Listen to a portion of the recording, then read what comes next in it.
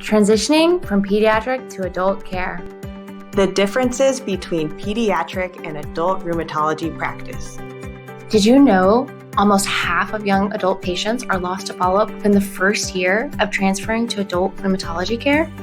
Wow, that's surprising to hear. Why is that?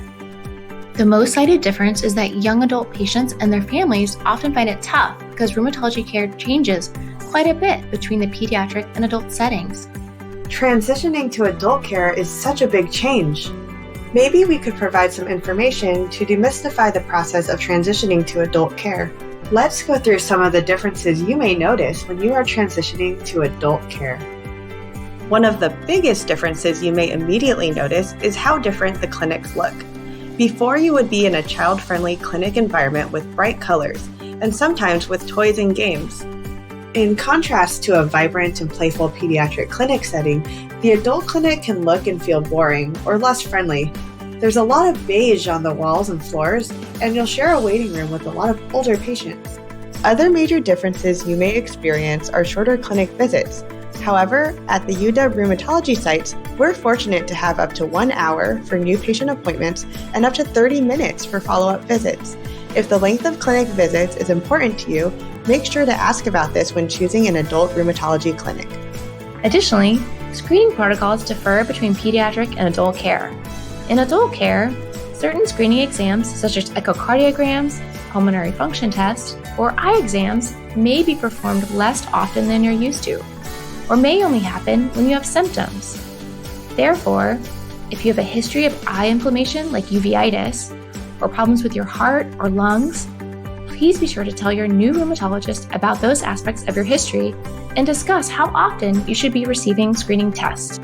In adult care, you may experience a more focused physical exam centered on the joints or other parts of your body that are bothering you, instead of necessarily examining your whole body at each visit.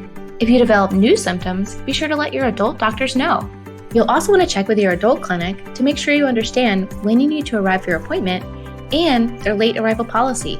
Some clinics may not be able to see you that day if you arrive past a certain time. In adult rheumatology practice, your visits are centered around you, with a focus on your medical concerns. Your parents or other family members may still come to the appointment with you, but you'll be encouraged to answer as many questions as you can yourself, rather than having a family member give your medical history. If another adult accompanies you to the exam room, they may be asked to step out for a few minutes to give you one-on-one time with your provider, which is important for making sure you share any concerns you have that you prefer to keep private. Be sure to ask your new adult rheumatologist if you have any specific questions about getting care in the adult clinic.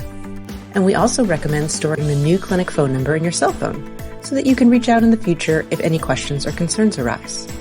And remember, even though things may be different in your new clinic compared to your pediatric clinic, you're ready to graduate into adult care. It may take some time to get used to the adult clinic and to the new doctor, but he or she has one big thing in common with your pediatric rheumatologist: wanting to take excellent care of you and your rheumatic disease. For more information, visit our website And follow us on social media. Thanks for watching.